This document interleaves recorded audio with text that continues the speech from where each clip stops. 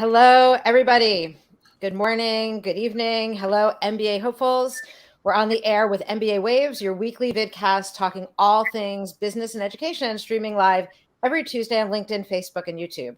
And we bring you tons of tips to help you get into a top-ranked MBA program and get you up close and personal with many of these B schools that host on the show.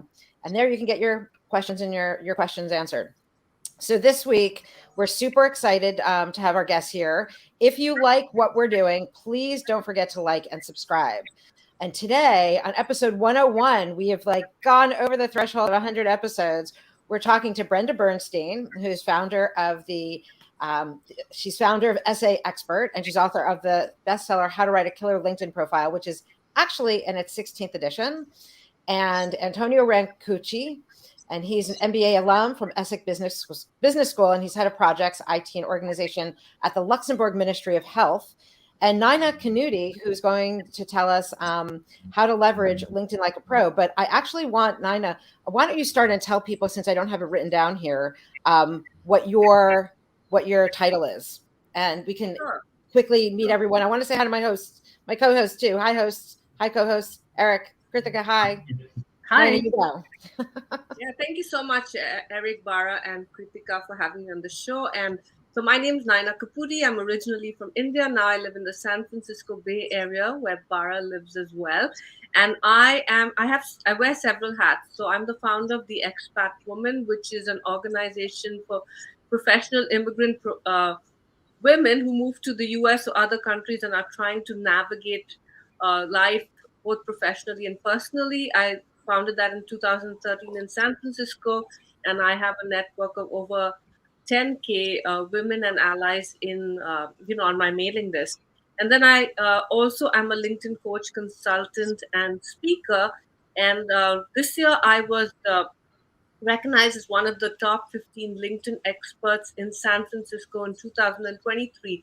And I call myself the LinkedIn architect because my whole goal is to help people leverage LinkedIn to build their own tables. Don't wait to have a seat, to be invited to have a seat at the table, but use LinkedIn to build your own table by using, things like LinkedIn events and audios and all that. So I work with both individuals and companies to help them leverage LinkedIn to stand out. Awesome. It's so nice to have you. It's so great to meet you. And we'll keep our intros pretty brief so we could totally dive into the topics, because we have major experts here on LinkedIn, with Brenda having the book out. And Antonio, you want to tell briefly what you did, and then Brenda, you could tell us briefly a little bit about you, but we'll keep it short so we can dive into the topic.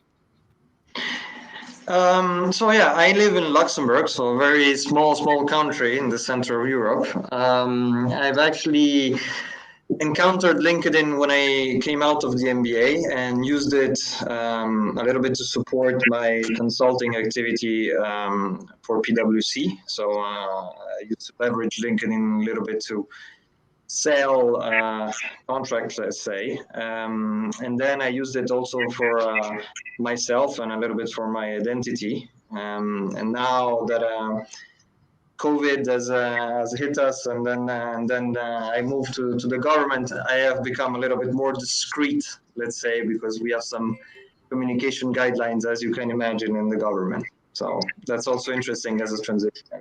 That is interesting, to move from being able to be completely out there and using LinkedIn, which is so much a vehicle to be present, and then all of a sudden have to shut it down, right? Have to a little bit, let's say, more discreet, not completely shut it down. Okay. But I have more guidelines, let's say. I was completely free before. Now I am a little bit more guided. Yeah, we could probably do an episode just on that, right? Transitioning in that way. And Brenda, do you want to share, please, a little bit about yourself? Sure. So I come from a background of English, writing and editing. I was an English major at Yale, and then I went on to law school, but I entered into public interest law, which meant that I kind of needed to find other ways to support myself living in New York. And I started a business helping people with their college admissions essays. And I also started working for Kaplan as a law school admissions consultant, helping people with their essays. And that's really what led me into the resume writing world, and by association, the LinkedIn world. So, some of my clients would come back and say, I need my resume done. And when I was ready to transition and start a writing and editing business, it was all resumes and LinkedIn profiles, as well as admissions essays. And of course, as I've become an executive resume writer, I've gotten a lot of exposure to the corporate world. And so I also do MBA admissions essay work or coaching as well. Makes sense. Totally. It's wonderful to have all of you here with us. Eric, you want to start us off? Yeah, so to get us started today, shall we just acknowledge that LinkedIn just celebrated its 20-year anniversary? So this episode is actually quite timely. We actually planned it before I even knew that. And since its inception, the platform has grown enormously in subscribers, but also in many services and tools that come along with it. After 20 years, there are over 930 million users in over 200 countries all over the world, with the headquarters in Mountain View, California, and over 21,000 employees worldwide, totaling nearly 14 billion US annually, and publicly traded on the New York Stock Exchange under Microsoft, its parent company, since 2016. So major progress. I mean, talk about a success story. However, this just came in. I saw this morning on the news that LinkedIn's version of China, that LinkedIn app in China, just got shut down by the Chinese government, and they laid off over 700 employees. So there's a lot of movement going on right now. Be interesting to see what happens and how they intend to fill that gap in terms of their revenue. But let's get into the topic. Let's give a little bit of background. Dara, why don't you take it away?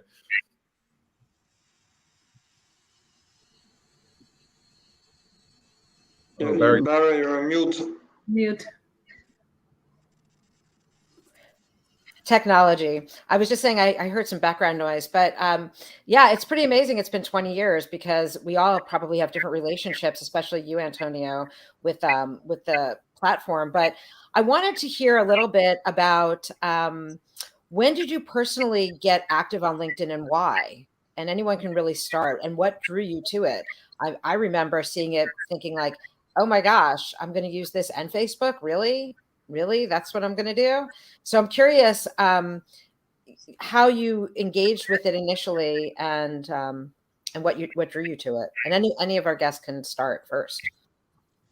I'd love to start. I started using LinkedIn when I started my writing and editing business. It was just really becoming a thing. It was around 2008, beginning of 2009.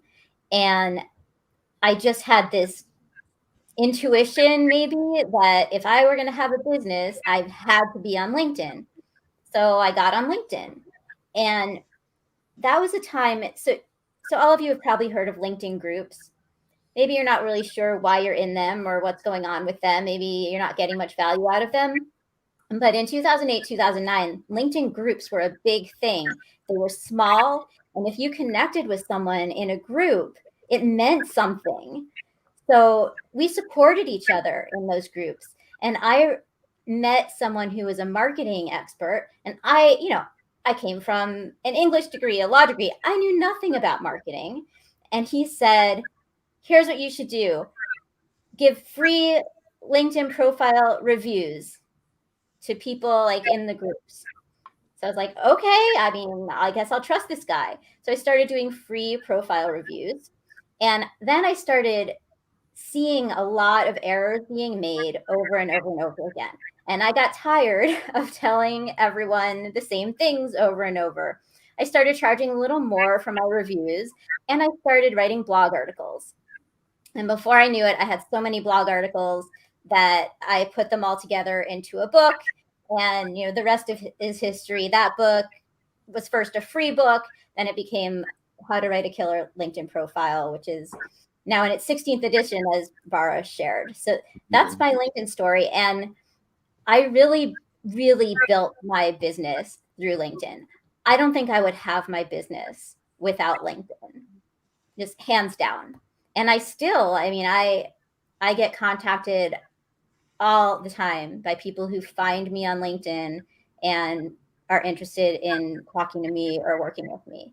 So that's my LinkedIn story. That makes a lot of sense. Nina or Antonio, how about you? Either of you. I would. So LinkedIn's 20th anniversary last year was 21 years since I moved to the US. So I came to the US with zero professional network.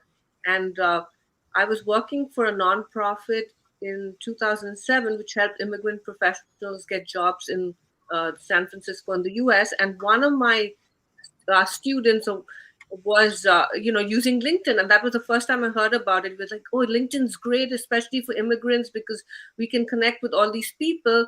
And he had 500 connections, and we were like, wow, he's got 500 connections. So we all signed up on LinkedIn, and then after that I made a documentary film. I used LinkedIn to promote my film, to find people.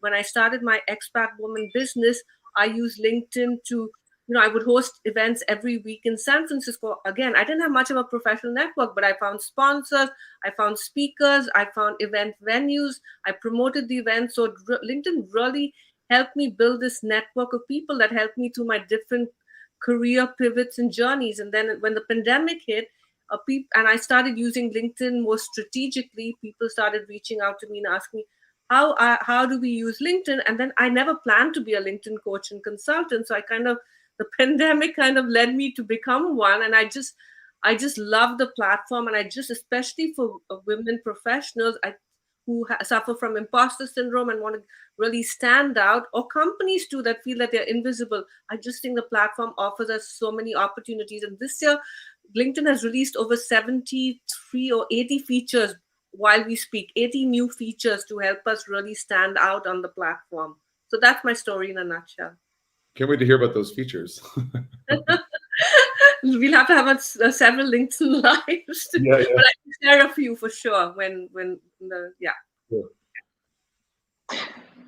As for me, it's actually very different. I didn't start for business. I started for pure pleasure, I have to say, in the sense that I always loved to write and interact with people.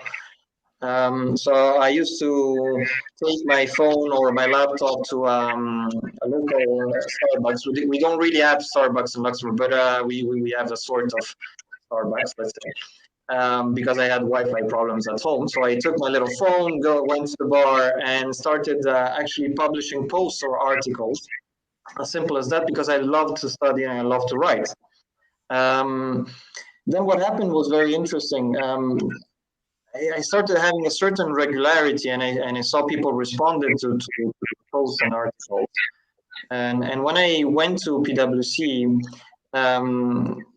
at the beginning, so I had a little bit of doubts if I had to continue or not, because as you can imagine, a company like PwC has a strong communication department, and they also have guidelines and etc. But what happened is that they actually welcomed my publishing, and then at one point I made a bet with our communication department. My three friends of the communication department, I said that I could get more followers than them in 10 months than all three together, and it's actually worked. It was, for me, I was never really an expert. I mean, compared to you guys, I have to say I'm probably I know 1% of what you know, but it was really about consistency and having that kind of editorial planning. I always published on the same days at the same hours. I knew what I was publishing. There was a long-term plan of what I was publishing. And since it was for pleasure, it was really about them. It wasn't really about me. I wasn't trying to sell anything, not really. I mean, they could reach out to me, but being PwC, you already have a certain image. You don't really need to, maybe yes, but not really. So probably this was a pleasure for a lot of people. And as I said, unfortunately, then COVID hit. And what happened is that I took a very active role, in the sense that I was the responsible of all the health personnel during the COVID crisis in Luxembourg. So my position was very delicate. And when I stopped publishing, it was a great pleasure to see that all the people that were reading my articles and posts continued to reach out to me and say they were so sorry to not read anymore. So it was really I have to say, also, I say it also for the people out there, it can also be a simple, pleasant experience. If you love writing, if you love interacting with people, it can make you grow, even if it's not for business. It can make you grow personally.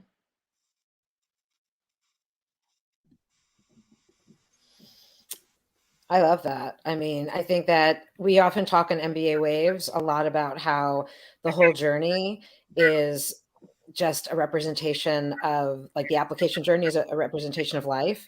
And so, you know, having outlets like LinkedIn and Facebook and, you know, even Twitter, although that's changing more quickly than LinkedIn, it seems, right? That dumpster fire is happening. So, you know, it does allow you to grow as a person. And I think that, you know, what's better than that? So since everyone here is a pretty avid LinkedIn user, what are some of your favorite features of the platform and why? And how do you make LinkedIn work for you as an individual and also for your company, for the work that you do?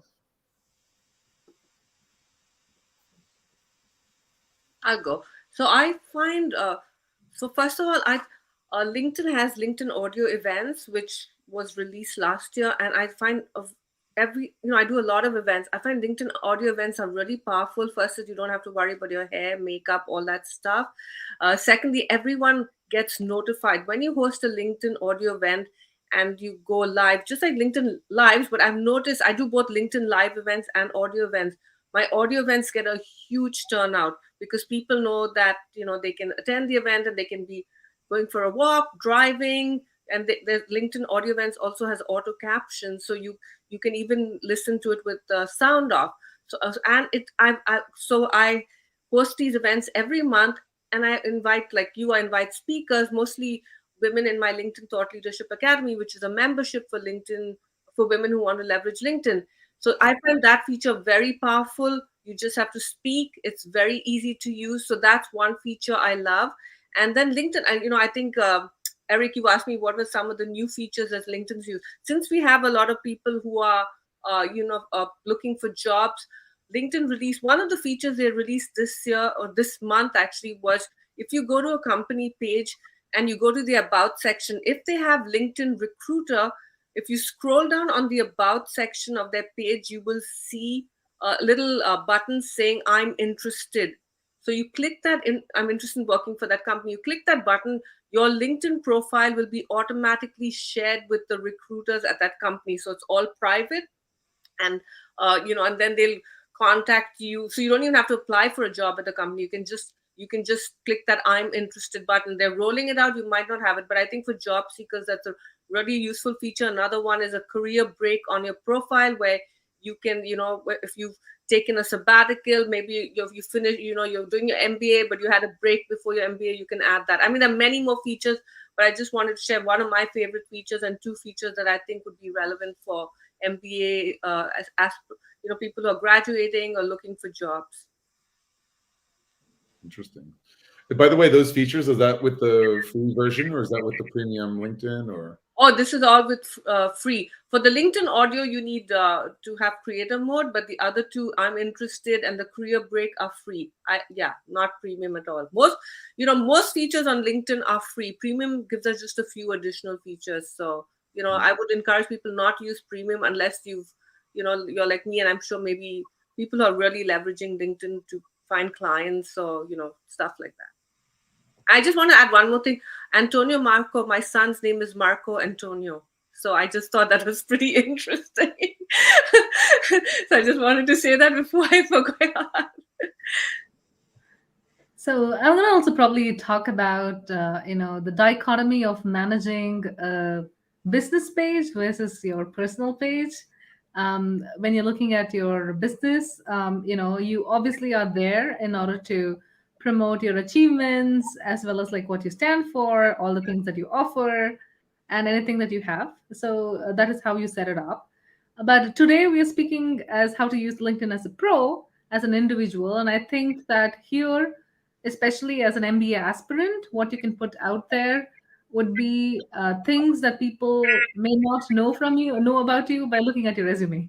or may not know about you by looking at your essays. So what you cannot add to the rest of your application is what you would try to squeeze in to your LinkedIn profile by having those strategic posts. Yeah, I always tell my clients LinkedIn is like a complement to your CV. It allows you to elaborate more, as you say. A lot of schools will only, Harvard Business School, for example, they only allow a one-page CV, one-page resume. And so it's quite limiting. You have to be very strategic about what you include, structure it well. But LinkedIn gives you a huge opportunity to add so much more color and interest to your profile than just the CV itself. And they will for sure check your LinkedIn profile, which for your CV, you should absolutely have the URL up on top in your header, I think. Well, I did an experiment this week because I'm running a fundraiser to raise money for a rescue group out here that rescues dogs. And I don't usually put personal stuff on LinkedIn. So I'm curious to see, because I'm looking for donations of like goods and services. I'm looking to see like if anyone is going to respond on LinkedIn, right? Because it's not usually the space where you have something like that if it's not your work, right? Like my work isn't to do this fundraiser. So I'm curious to see if it leverages any donations for the cause. So that should be interesting. I'm not a pro. I'm not a LinkedIn pro, by the way. Brenda, you're on mute. There has been a little bit of a sea change on LinkedIn where it is becoming a little more personal. I mean, as people realize that if you're going to post an article on LinkedIn, like if you're going to write something, you want to have a little bit of a personal touch, and it's becoming more and more not just acceptable, but encouraged and desired and effective on LinkedIn to bring that personal side in, as long as it's appropriate. There's certain personal things that are appropriate for LinkedIn and some that are not, but I think it's great that you're using LinkedIn that way. I could also share one of my favorite features of LinkedIn. Okay, so one of them is the little where you can do a little video of yourself in place of your headshot. I think that's really cool. It's just like 20 seconds. You can only do it on your phone if you're looking for the feature. And it's just a way to show a little more of your energy and personality on LinkedIn. I really think it's fun to watch people, and I have one for myself. And also in terms of the job search features, I love that you can see salary information. You can see how you compare to other candidates, how many candidates are applying, how well your skills match up to the skills that job is looking for. So there's so many features in the job search area that are just incredible. You can set job search parameters so you get information automatically into your inbox. So love all that. And one of my favorite things is one of the simplest and oldest that's always been one of the most important features of LinkedIn. And that is the ability to put keywords in the places that you need them. It's just so important. And a lot of people don't even realize that, let's say especially for your headline, it doesn't have to be just, if let's say you're in your business school program, it doesn't have to be like MBA candidate and the name of the school. You can actually put keywords that say more about who you are. And LinkedIn has expanded the number of characters that you can use in that headline. It used to be, I think, 120, and now it's 220. So you have a lot of space there. And that's going to help you so much once recruiters are starting to look for you, that you can put an industry, a skill, a preferred title, like aspiring something, so that recruiters are going to find you. Same thing with your job titles. So it doesn't have to just be the title that the company gave you. If it's really long, you might not have space to put additional keywords. But if it's a short job title, you can put the little pipe symbol, which is the up and down, that's the shift backslash on your keyboard. And then you can put in more keywords after the actual job title. And all of that is going to help you to be found. Yeah, to respond to your points, Brent, I think LinkedIn's been really attentive to the needs and wants of its users. I don't know if they've formally asked a certain percentage of their users, or maybe certain high followed profiles are asked, or whatnot, but I think it comes down to they've become more human. Like, it's obviously a professional space and there's a limit to what you should and shouldn't talk about, but it's become more human, like adding that funny button instead of just like support, insightful. There's a funny button that was added because people do post a bit of humor sometimes, and I think it's important, right, to keep things moving along, but also attentive to the fact that people wanted to have more keywords and more characters available in that tagline. And the video picture also, the video, let's call it video headshot, you said. A lot of people aren't comfortable with a picture of themselves. So maybe instead of a still, some people are more comfortable with the video where you're more fluid and more natural. So I think it's cool that LinkedIn's been really attentive. I think it's also when you do personal posts, I think it's also not just humanizing your profile, but I think it builds that no like and trust factor, because people want to buy from people, people want to hire people, right? So I think that's why, and I think that's why also LinkedIn's moved away from this very professional, platform. I like to call it like dudes in suits kind of platform, to more like relax. And I mean, I see all kinds of personal content. I see there's one LinkedIn expert who even spoke about how he attempted suicide, and how he changed his life around. So he gave something very personal, but he didn't just share the sob story. He said how he got his life back and what he did. So I see people, again, it's up to each person what you want to really reveal on the platform, but I've seen some very vulnerable stories being shared. So I think that's important as students to stand out. And as Brenda said, also your title, right? Your headline, those first 50 characters are what people see when you connect with someone.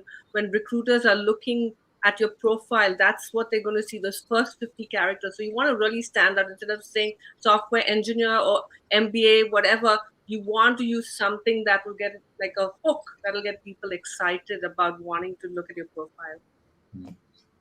They also only see the first line or two of your about section. Right.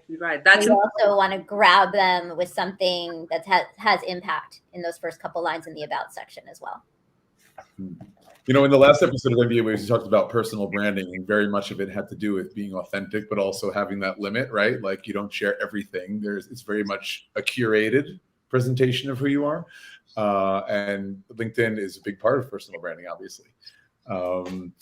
Did you guys want to maybe go through the different sections and talk about some of the key things you want to include? Like, obviously, if I think about it, there's the top part, which is like you have that banner picture, you have the photo of you, you have the keywords or tagline. Then it gets into the about, usually experiences, education, skills, groups. There's lots of things in there. So, whoever wants to start off with just saying some things, thinking about from top to bottom or whatever way you want to do it, to talk about what's important to include or not. I actually forgot to add one feature that is my favorite. It's called the LinkedIn audio recording. It's right at the top below your name. You can use it on your phone. Now, my name is Naina, but most people call me Nina. And I think for candidates, I was told that sometimes recruiters won't call a candidate because they can't pronounce their name and they don't want to mispronounce it. And I believe you have 30 seconds. So you can say, hi, I'm Naina Kaputi, and I'm an MBA candidate looking for blah, blah, blah. So you can not just use your first and last name, but you can also add something else to it, like a little pitch. So that's a feature I really encourage. And the other new feature, and I'll give the others a chance to talk. The other new feature, you asked me about the features, Eric. A new feature that LinkedIn's added is in your about section, you can now include skills. So you when you go to your about section and you edit it, at the bottom it'll say add your top 5 skills. Now, in the past, people would just copy and they paste their skills in the about section. Now you can add your top five skills. LinkedIn will give you suggestions for those skills, but you can overwrite them and choose your own one. So when you see, if anyone goes to my profile, you'll see my about section, you'll see some of my content, and then you see my 5 skills. So it really pops. So I encourage people to use that. And finally, in the about section, don't just copy and paste your resume, the thing. Your about section should really be about who you are, who do you serve, how do you help them, what pain points. So if you're an MBA, you've graduated, you want to say who, be the most specific and strategic. You think of always keep your target audience in mind when writing your LinkedIn profile. It's not about you. People are not interested in you. They're interested in what can you do for them. So keep that in mind.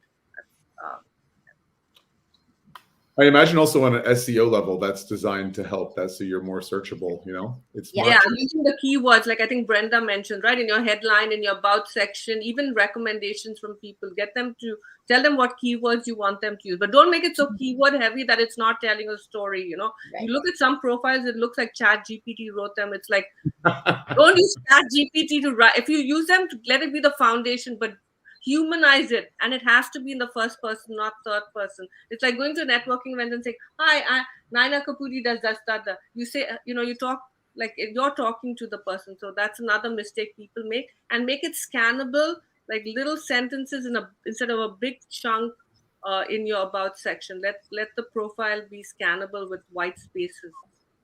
Those are super practical tips. Yeah. What Thank else you. about the about section? Like I've seen some about sections that are very sparse. I've seen others that are like really long. Obviously, there's a happy medium, the middle road, right? So I like using as many characters as you can. Again, the about section used to also be a lot shorter, and now it's 2,600 characters.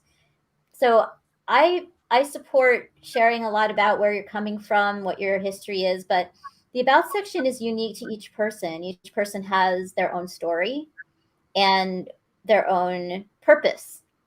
Who do they want to reach out to, and what do they really need to share that's going to make a difference? So I don't think there's any one way to write an about section. One cool thing that you can do now, if you, let's say you write your about section in Word and you italicize some things and you bold some things and that sort of formatting, that is not going to carry over into the about section on LinkedIn.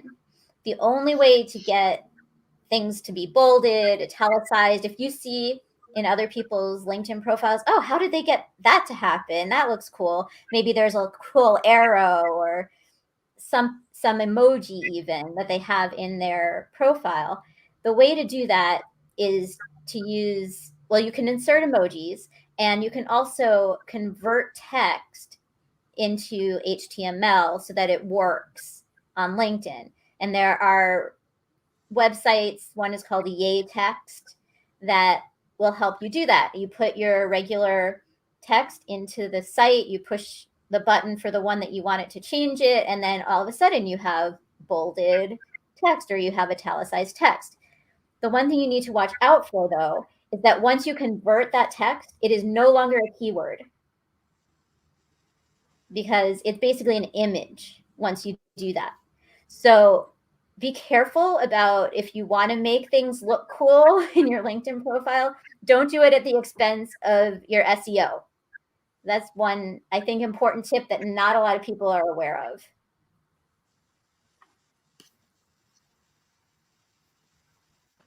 Oh, you're on mute, Eric. YouTube. I just said thanks. That's really good to know. It's really helpful. Anything to add to this point about the about section? Any thoughts about that, Antonio or Naina? Actually, I wanted to add something else because we talked about the features, but I think that one of the most important features, and it's not only about LinkedIn, is the fact that you have to bring the relations you're creating there outside. We didn't talk about this, but as an MBA candidate or when you finish your MBA, you're not there to show off. I mean, unless you want to. I mean, everybody's free to do whatever they want. If it's just to show off, go ahead and pat yourself on the back. But what I think is really important is that we talked about groups, for example, and I used to use a lot of groups because they're on a theme. So if you know what you want to do with your professional life, as much as we can know, because we're always growing, but let's say that you know that you want to be a consultant in a sort of specific area or whatever, engage as much as possible in those groups, engage as much as possible in the chats, and then bring it outside. Organize calls, speak with people, because it does work. And it did it. And I met a lot of, even in Luxembourg, which is very small, I mean, I had an enormous amount of people that were from elsewhere. that were following my posts and etc. But at one point, in those groups, you start meeting people. For me, it was near people, so Belgium, Germany, France, and etc. And after a few calls, then you meet them, and then it becomes a real connections, then it becomes real business. So I think one of the most important features of social media in general is that you have to mix it with the analog life. It's not only about digital. I love what you said, Antonio Marco, about taking it off LinkedIn, because LinkedIn at any time can crash, right? It can collapse, and then you lose all those thousands of followers you have. So I love that, and I think there is magic in LinkedIn group. It's really the goal of LinkedIn is really connecting with people and then taking the relationship off the platform. I mean, that's how it worked for me. You were asking about the about section, Eric. One other tip I would share is have a call to action at the bottom of your about section. Let people know, because even though you have contact info in the introductory card of LinkedIn, at the top, sometimes when recruiters or whoever's reading your about section, if you say call me, you can put a number. If you have Calendly, you can add a link to like a calendar invite or a website or something, but have a call to action at the bottom of your about sections to lead people to that.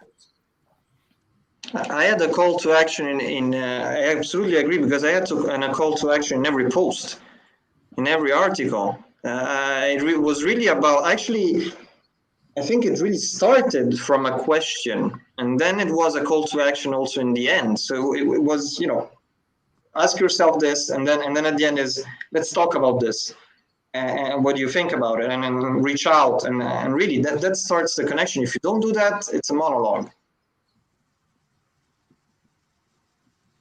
I like that point about, it being a dialogue and not a monologue. Because everyone thinks that even if it's an MBA aspirant, they think like, okay, I have to write everything I got, including the prize from my third grade or whatever, right? But the aim here, I think, is, aim of of LinkedIn is networking and actually learning how to network. I think that was the goal of the platform, and the best use of it, especially for MBA aspirants as well as MBA graduates, would be exactly what you cited. Yeah. Yeah, If you look at, just the idea of link, right? Like the idea of LinkedIn, if you think about links, it's like, right. Someone was just telling me about like quantum physics and Newtonian physics, right? Like the individual versus the collective. There's an idea that we're part of the collective at the same time that we can also be autonomous. And LinkedIn, it's like you're only a link chain if you've got the individual parts that bring you together, right? So right, you want to talk with people, not talk to people. So even when I know it's not about section, but when you do a post and someone comments on your post, this is one of my biggest pet peeves on LinkedIn, when people post or they tag you and then you comment and then they don't respond to your comment, because I think it's all about building engagement, and the LinkedIn algorithm really likes when you create a post, someone comments and you respond to the comment, they show your post to more people. So again, it's about engaging and creating conversations. As Antonio Marco said, it's also about asking a question, right? You ask a question in the post, so you're not just giving them advice, these are my LinkedIn tips. You ask them, do you have any suggestions, or do you have a comment about this? So you want to keep the people engaged. It's very important. And as Bara said, it's about link really LinkedIn. I think maybe they thought about that name. I don't think it was just right. And not like Apple and all, which are kind of like not so, I would say, practical. Like LinkedIn does talk about that. So I think that's so important, and that's how you stand out, because only 1 to 3% of people on LinkedIn are actually actively engaging. So out of 930 million people, only 1 to 3% are really leveraging the platform. So by you really engaging in conversations, commenting on posts, responding to your comments, creating content, having a good profile, you will stand out from the others, especially as an MBA aspirant. Guys, what are your thoughts about pictures? Like, there's that, you call it a cover picture or a banner picture up top. How important is that? And what suggestions do you have for people who don't know what to put there? I think it's super important. I mean, if you don't have one at this point, it's like you really don't care. And you really haven't done your due diligence in creating your professional profile in the most important platform on the earth. So it's I would say it'd be a red flag to any recruiter, whether it's to a school or a job, for someone just not to put anything back there.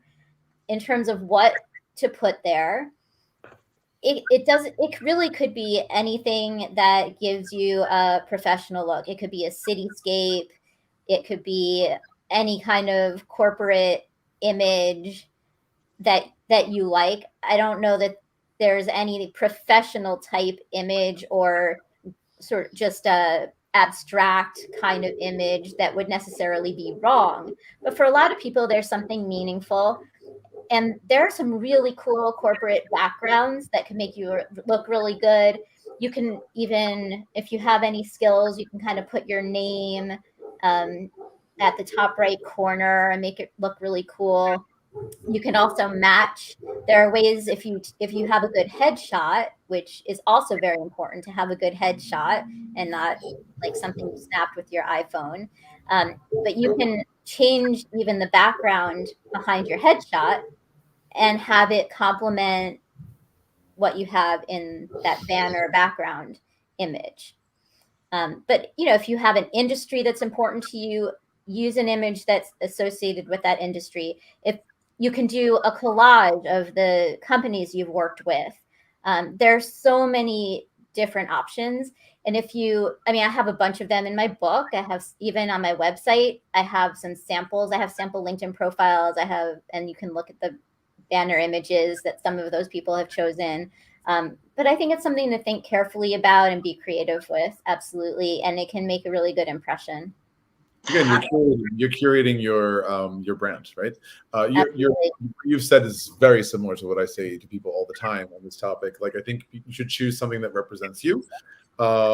Good ideas are something that represents where you live, like you said, a cityscape, or perhaps where you want to be. Like if you say you're from, I don't know, India, and you really want to study in France, like maybe a Parisian skyline is like something to show. Something that also could work is that represents the industry you work in. Whether it's like FMCG or it's in travel or whatever, something that represents the industry or the one you want to work in. So kind of showing something into the future, like your target, or just a passion of yours. Like if you're really into pottery, or I don't know, something that, again, a personal side of you, something that humanizes you beyond just, I would add, these are both great tips, Brenda and Eric. I would add, what do you want two things you keep in mind when you're doing LinkedIn, whether it's your banner, your about, what do you want to be known for, and who's your audience? So those are the very important. When you know what you want to be known for, then your banner, your about section, everything will follow suit. So sometimes I see people use like a cityscape, and then like I think it makes sense if you're a realtor. But I think if this is your digital billboard, this is free. LinkedIn is giving you, and Bill Gates have the same banner, whatever width, right? He's not getting, so you want to really utilize it and be creative. And Canva is a fabulous tool. It's free. You can create it even has, if you go to Canva, for those who don't know, just go to canva.com. You can look up LinkedIn banners and it'll give you samples. Don't use the LinkedIn gives you suggested banners. Don't use that. And as Brenda said, don't leave it blank. It really is a red flag. It just shows that, this is how you stand out. So you want to be, so I said be strategic if you can and make your banner about what you want to be known for. And one additional tip, make sure you check when you add your banner, make sure you also check it on your mobile phone, because sometimes when you have text on it, on your mobile phone, it gets squished and half the text of the image gets blocked because, so usually you want to put your text to the far right-hand side so it doesn't get squished on the mobile. Yeah, and I definitely use brand colors. And with your profile photo, make sure it's like your shoulders and above, you're looking at the camera and you don't have any pets. So you don't have somebody else in the photo with you. And if you can add brand colors like a neutral background,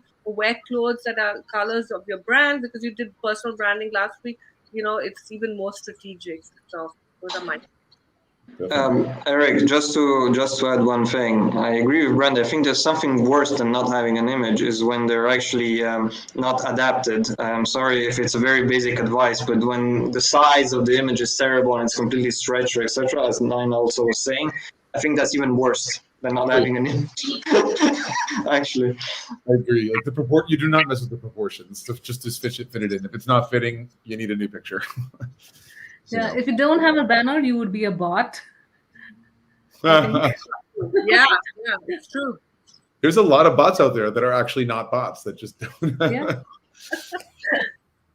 Okay, so moving away from the top, I mean, like the next sections I think of are after the about, like education and experience, which seem to me quite straightforward to me. So I don't, considering the time we have left, I don't necessarily want to spend time on that unless you have a really critical point to share, anyone in the room, about that. Looks like Brenda might have. Yeah, please go ahead.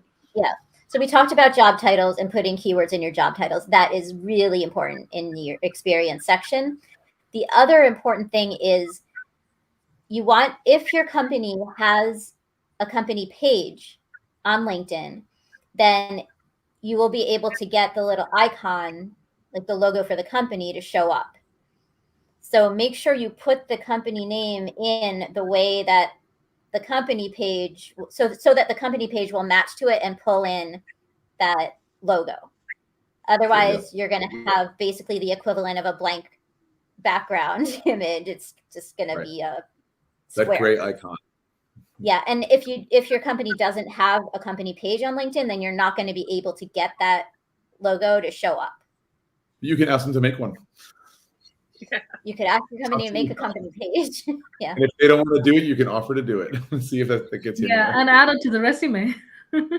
Also, exactly. If you Leadership. can, don't just we talked about not copying and pasting your summary from the top of your resume into your about section. And I would say the same thing with the experience.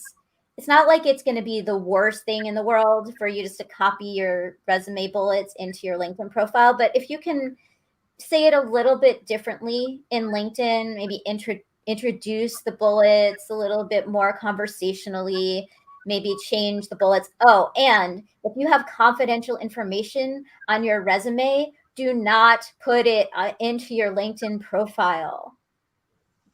Be vague, generalize, take out any information that you're not supposed to be sharing according to your company. So that's important. Yep. Good thing to remember. All right. So moving on to the skills section, I think that's often overlooked. And, there's the fact that you can add up to 50 skills. Maybe if you want to, we're mainly targeting people here. We're maybe talking to people, here on MBA Waves who are applying for an MBA or a master's program. So they're in their 20s or 30s. How many skills is appropriate? What's the best way to get people to endorse you for them? What are you guys' thoughts? I'd say don't use basic skills like people use Microsoft Word and Excel and communication. I think don't use things that are very general. I mean, at this point, when it first came out, it was cool. So don't use those. Again, what do you want to be known for? Choose those. Be very strategic. You don't need to use all 50 skills. You could have just 10 skills. But if they represent what you want to be known for, that's important. You can endorse other people's skills. They're more likely to endorse us, but only endorse people's skills if you know what they've done. Don't just blindly endorse people, or you can ask people to endorse your skills. For instance, we've been on this live. Maybe some of us would reach out to, you guys to endorse our skills. So use that. And since we're talking about skills, I'd say the same with recommendations. People are not really leveraging recommendations. And you can have testimonies on your resume. But on LinkedIn, recommendations are so powerful because people can click on the names of the people who gave the recommendations and realize these are real people. Like on websites, you don't know if it's fake or not. Even video testimonials on websites, people are paying people on Fiverr and Upwork to do these, like actors, to do their testimonials for them. So LinkedIn, so I would say for those who are looking for jobs, looking to get to MBAs, reaching out to people now. Don't wait till you need a job to do a recommendation. Make it easier by telling them, giving them some key points that you want in the recommendation, so it makes it easier for them. You can even write the recommendation and say, I want to make it easier, feel free to tweak or edit it. So those are my two. And also give recommendations. Don't keep asking. Make it a habit to also give recommendations, right? Again, it's about a two-way street and giving as much as you're taking. Yeah, I suggest they offer to give people they've worked with recommendations, either worked for or they worked under them, colleagues, whatever, offer to give recommendations, and they're more likely to give one in return. And it's also important to make sure you approve a recommendation that's been given to you. There's that final step. If you've gone through the trouble and someone else has gone through the trouble of writing that for you, you have to remember to approve it so it'll appear in your profile. Otherwise, you won't benefit from that. And you can ask them to edit it too. Sorry, go ahead. ask them to, sorry, I quickly finish it. You can ask them to edit it. Supposing they give you a recommendation and there's some typos or there's something that's thing you can, before you prove it, you can say, can you edit this? Or can you add this sentence? And sorry, Brenda, go ahead. No, that's fine. That was a great point. So two things came up for me. One is also if you have recommendations that are really old, maybe you got them 5 years ago, 10 years ago. If the person is still in your life, you can get them to make a teeny little change and it updates to present. That's a cool little trick. If you're like, I don't know who else I can ask, maybe ask one of the older ones and it will refresh. Also, it's also important to give recommendations. And recruiters do pay attention to whether you are a person who pays it forward and supports your colleagues or even your reports or your superiors or any of that. It looks really good for you to be recommending people as well as receiving recommendations. So not all like take, do some give. I think that's a really important point. So I have this question to ask. I'm an MBA aspirant, as many of our viewers are. So what should they be doing with the posts that they can leverage? Like a group of posts that they can leverage so that they can present, their best stories and of course other things that they cannot tell in the application.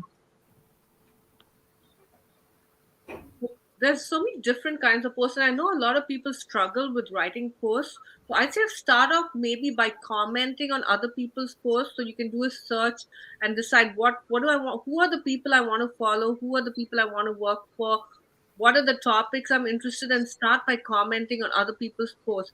That makes it easier. And don't just write great post or good job or I love what you say. You could ask a question, you could take a sentence from the post and say why it resonates with you.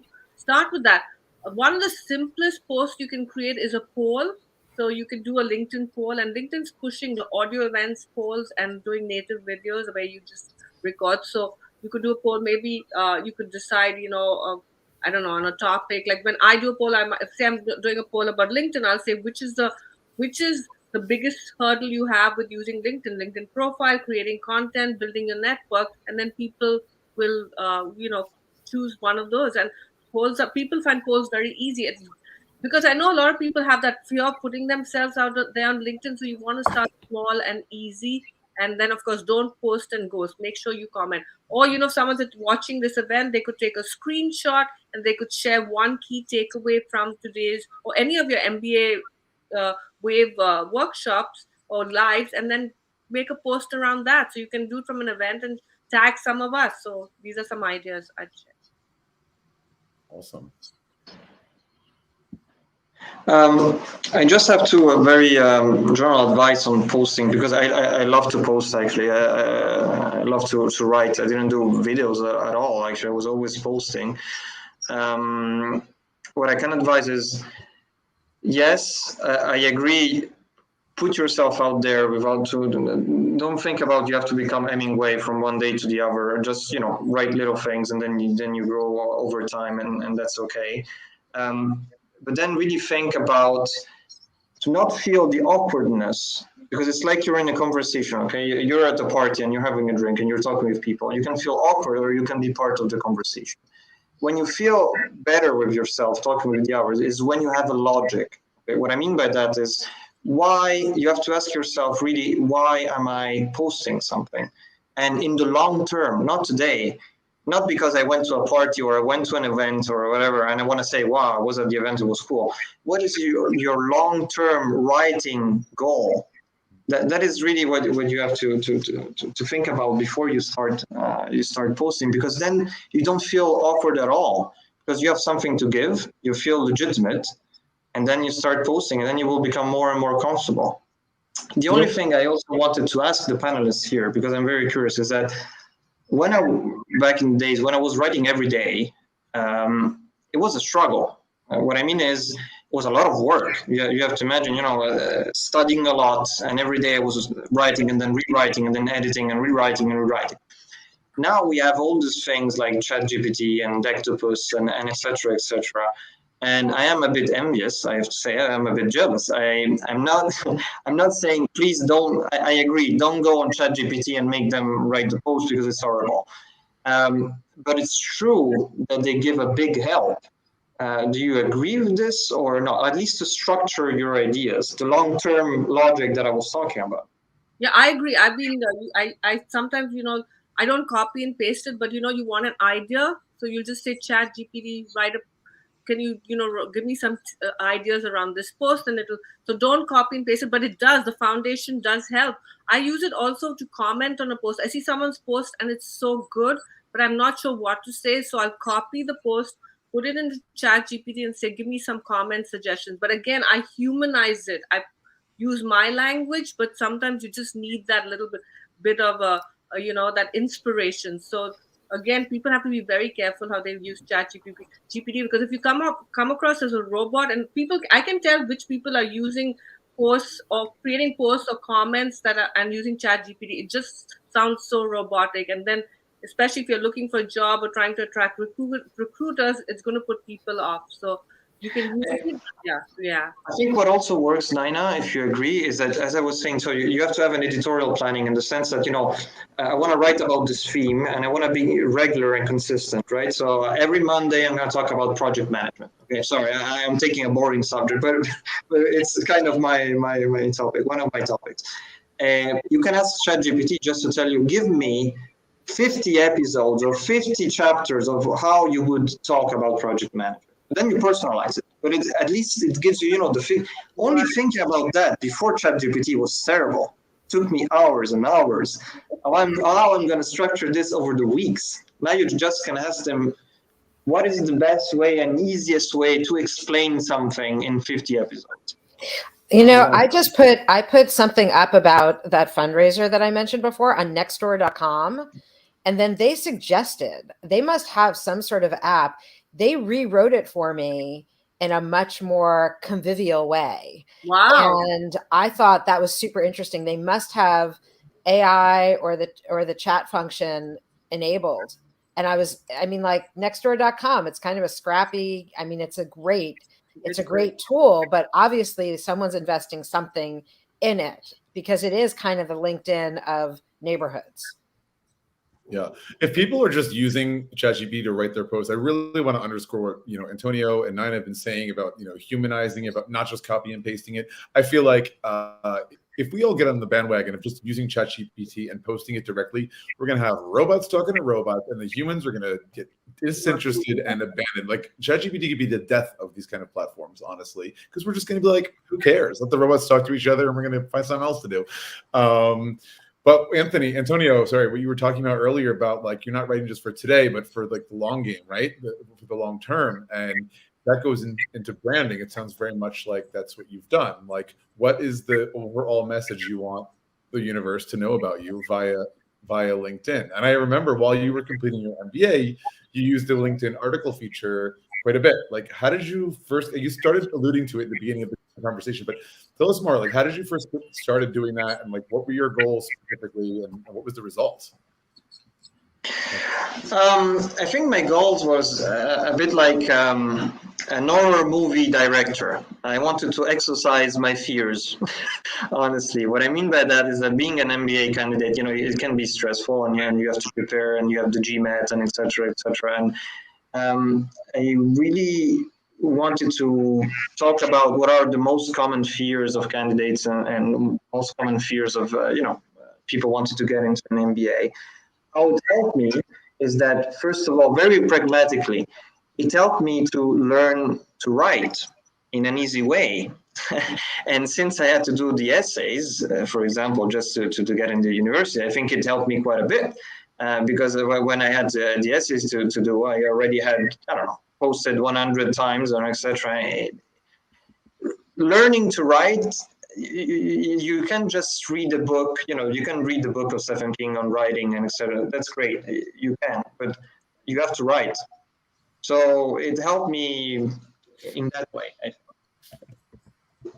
I just want to add very quickly before we end, LinkedIn has just released an AI feature for people who have premium. So you go to your start a post and you add 1 to 30 words, and LinkedIn will create a draft of a post for you. I mean, this is scary, but LinkedIn's just released that feature like this week, I think. Yeah, so they're using AI, but you have to have premium for that, and they're beta testing it. What is it called? It's not called, it's a new feature. So if you have premium and you might not have it yet, they're rolling it out. You go to start a post and you write 1 to 30. I haven't tested it yet, but I've read about the feature. You add 1 to 30 words and then you click draft, and LinkedIn will start the post for you. Oh my goodness. It's Yes. coming. I mean, yeah, but again, it's, all these things, it's still important to find it's about you. LinkedIn's all about you. And, so you can use all this stuff. It's, again, just helpful tools to make your life easier. I mean, it's scary because it's instant gratification for the next generation, right? They're not going to think after a while. It's like, I don't know. Good to know. Guys, we're about an hour in, and there's two really important points I just want to address before we wrap it up. And if any of you have to bail out, totally get it. So you can just say goodbye whenever you want. But the two areas are really about how this specifically relates to the MBA application journey, obviously for MBA Waves. And to wrap it up, like kind of just to talk a little bit about etiquette, like do's and don'ts and so on. So yeah, I'll just ask, like, so what are some convincing reasons, I'll ask all of you, why one should use LinkedIn throughout or even before the MBA application journey, and how can you leverage LinkedIn specifically for your MBA applications?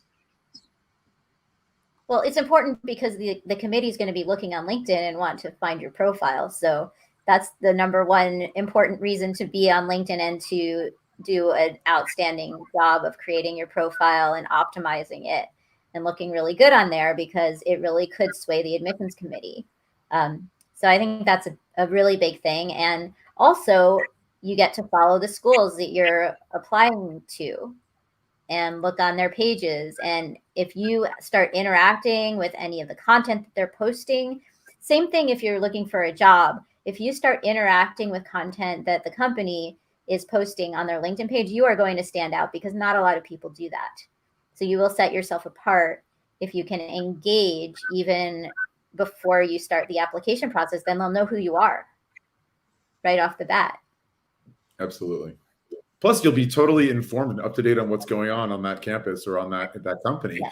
And next time you're talking about what Antonio was saying, taking it offline, when you're at a real life event, like an alumni coffee chat or whatever, you can actually make reference to what you know is going on campus. Like, oh, they just started a new program. They opened a new building. There's a new scholarship. Like, you in the know. Yeah. It makes you look good. And you've done your homework. And use LinkedIn to network with people who have been to that school, who have taken the career trajectory that you want to take. I mean, what an incredible opportunity. 20 years ago, that was not even possible. Now you can just go on a website and find people that you want to talk to and start talking to them and learning from them, and maybe getting ideas of the best way to approach your application or your job search. So it's an incredible resource. Oh yeah, for my clients, that's like required homework. And I'll just take a really quick moment to plug the AGI Applicant Fair, which is coming up on May 24th. A great way to meet up with like top 20 schools, mostly in the States, but a lot in Europe as well. And it's a free opportunity to meet all these people. And, you can use LinkedIn to follow up with all these admissions reps and people who work in the schools that you're even just considering, to just really reinforce the relationship of someone you've met at an applicant fair or any kind of MBA or master's event. But going back to using LinkedIn for leveraging it for your applications, Antonio, maybe you as an applicant or looking back, were you also a student ambassador at ESSEC? I surely became a student alumni after, but I don't know, an alumni ambassador after, but I don't know. I actually don't think so, no. Well, anyway, how maybe you leveraged LinkedIn when you were an applicant to the school, or any advice you would give to people who were applying for MBAs you did? What do you think they should do? Well, so any people that want to recruit you in a general sense, being a university or being a job after, what they want to do is minimize their risk, okay, right? And I think one of the biggest professional skills you can have in whatever sector you are is being able to create a community around you. It's being able to dialogue with the others, collaborate with the others. if you are able to show this in a constructive way, in a careful way, always be careful of what you post. But if you're able to show this in a careful way, I think an admission council will be careful to see, oh, look, this guy actually has 10,000 followers. Why is that? And what is he posting about? And why do people respond to his posts? I think if I was a recruiter, I would be very interested by a person who is able to be, to bring 10,000 people along, honestly. Yeah. It's some kind of business influencer, a public issue. I would say just, LinkedIn is there free. It's free. So you want to start showcasing your expertise. You want to be seen as an expert in your field. We all have unique skills and experiences. So you want to, you can do through your profile, through your comments, through your posts.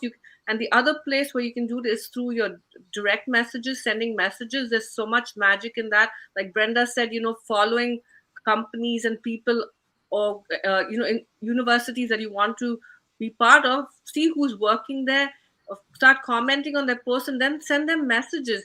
And with direct messages on LinkedIn, you can do a voice message, you can do a video message. So not just text, but if you use your phone, you can send a video message, or you can send an audio message, and that again makes you stand out. It's all about being memorable, and it's so easy to do it on LinkedIn. And as Antonio said, having a strategy, have a strategy in place. Don't just be all over the place. Be very focused on what you want to be known for, what value are you adding, and who you adding it for. I think that's really important, and that's sometimes the clarity comes as you get more active on the platform. You may not have the clarity initially. Just focus on the value. Even if one person can benefit from what you have to share on LinkedIn, you've done your job. So don't focus on the vanity metrics. How many likes am I getting? How many comments? That's secondary. Love it. Guys, anything else to add before we wrap it up today?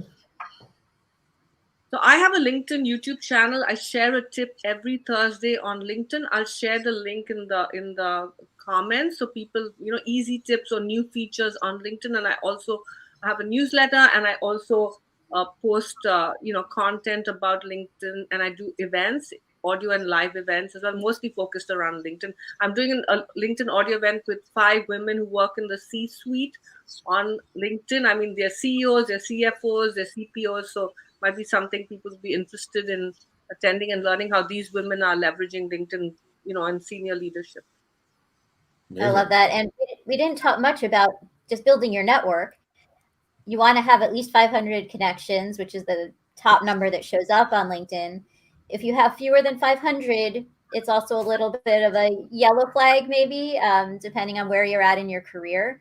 And the more connections your first level connections have, the bigger your network gets. And that helps you with being found on LinkedIn. It helps you to find other people on LinkedIn. So do expand your network, and you can start by connecting with everyone who's been speaking on this call today. I definitely welcome your invitation. Always include a note when you connect with someone on LinkedIn. Tell them, say, for us, you'll say, oh, I saw you on MBA Waves. Would really love to connect with you. If there's something in particular that you liked or have a question, use some kind of personalized invitation. If you do it on your phone, that means that you have to click on the more button and do personalized invite. It's a little tricky on the phone, because if you just say connect, I don't know why it's like that. I don't know I've why. noticed that. Yeah. I've noticed that. And then you can't undo it. Like, that's a trick. If you've connected with somebody without something, you're like, ooh, I meant to send a personalized note, and then you can't back out of it. And if you try to, then you're blocked from reaching out again for like 3 weeks or something.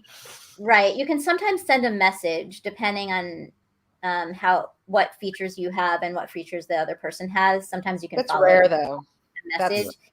Yeah. If you have premium, you can definitely follow it up with a message. That's one of the benefits of premium, because you can send an in-mail to the person with the message. But yeah, it's tricky on the phone. So be careful. Do personalized invite. It's what you want to do. But take a screenshot so you know everyone who's on this call, and please connect with us. Absolutely. Anything else? This is the longest MBA Waves we've had. And I feel that we just scratched the surface. Yeah. We could do a follow up on this easily. We should. Yeah, but Barry, it's a 300-page book about LinkedIn, so there's a lot to talk about. Totally. You want to wrap us up, Barra? I can. Well, this is more than all the time that we have. We've extended further, and I want to thank my co-hosts, Eric and Kritika. It's great to see you and join in on this important, really interesting topic that we're learning about and the MBA hopefuls are learning about. And if you want to get in touch with anyone, definitely take that screenshot and find us on LinkedIn. I want to thank Brenda and Antonio and Nina.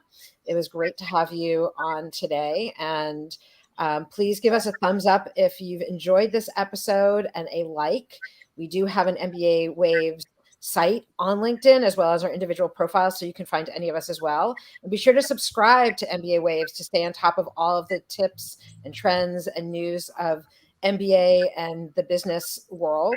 And finally, don't forget to check us out next week, the same time and place. For full access of upcoming and past episodes, head over to mbawaves.com and have a great week, everyone. Bye. Bye. Bye, and thank you. Thanks, everyone. Thank you so